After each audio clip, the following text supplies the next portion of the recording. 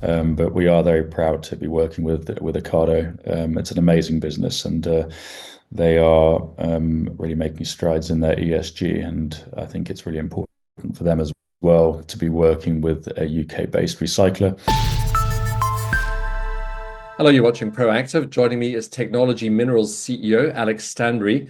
Alex, very good to speak with you. It's been a positive start to the week. You announced both the start of delivery of Recyclus' first shipment of black mass to Europe. That's under the agreement with Glencore. You've also completed the sale of the Leinster project in Ireland. So, starting with the black mass shipment, what's the significance of this to Recyclus? Good morning, Stephen. Good to see you. Yeah, it's been a fast start to the year, to be honest, which is obviously very pleasing. There's been a number of things we've been trying to achieve, and some of them have taken considerably longer than we'd have hoped. But it's a complicated business, and we are producing black mass, which is the amalgamation of lithium, cobalt, and nickel are the main payables there, and that is deemed as hazardous, and it needs to go off for further processing.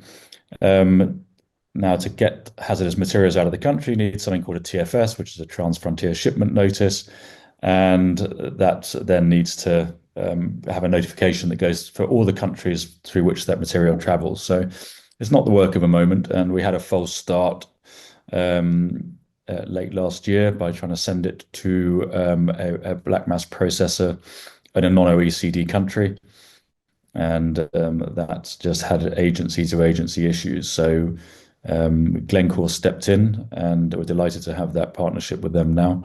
And it's been a lot of work in the making to get this black mass moved off site. And for us, really, it's the last part of that jigsaw for our current business model, which is the ability to take batteries and take a gate fee for it, process them into the fractions, sell the fractions, of which the main payable, the main important one, is the black mass, and be able to sell that. So that kind of completes that part of the business model. So yeah, for us, it's really essential, and it's great to be working with the largest commodities trader in the world as well.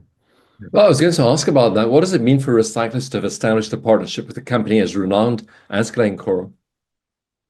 It means a lot. It means a lot. We're a small company, and we're making strides in what we do in the UK. And for Glencore to have the faith to work with us and to have build an ongoing relationship, which will grow with time, is really important to us. They are heavily involved in the battery space and obviously in the trading of critical materials.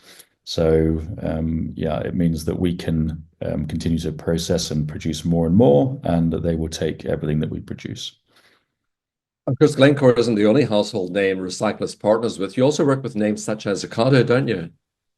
We do. We had to keep that one under our hat for a little while, but we are very proud to be working with Ocado.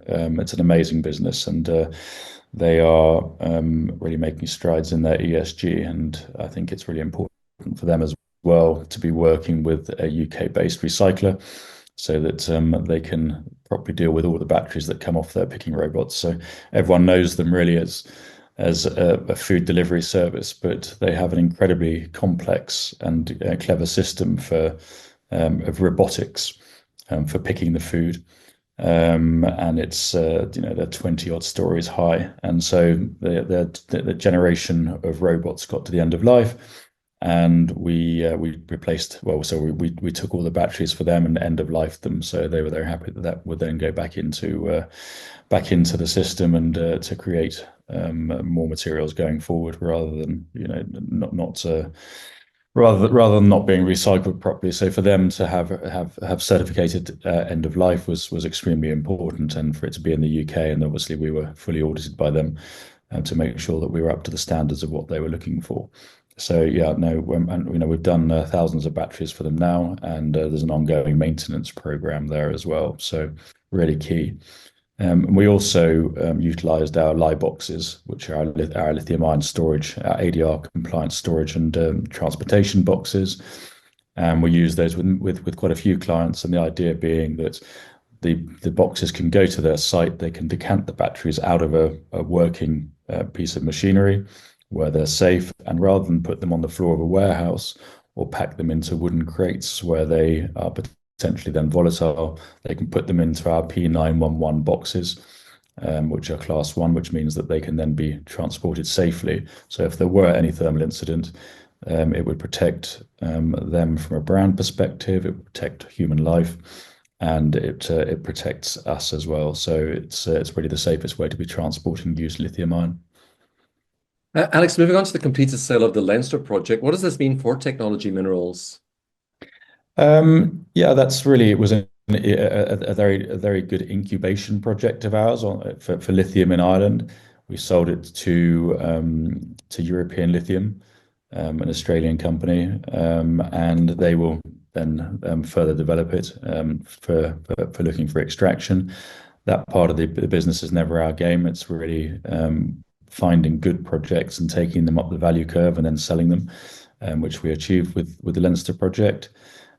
We have received shares in Critical Metals, which is a Nasdaq listed company, and are now free to sell those.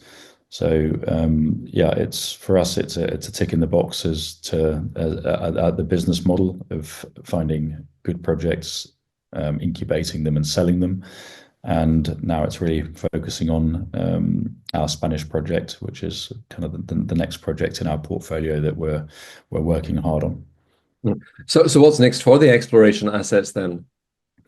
Yes, it's really the Spanish project, which is a European project. So there's the EU critical materials side of things is really hotting up, and there's a real refocus on critical materials in Europe to feed European battery manufacturing. So we sit in a very good place with that project, which is an unusual project for scale, and we have a couple of the licenses out of 5 that have been granted so far, and we expect more to be granted very shortly.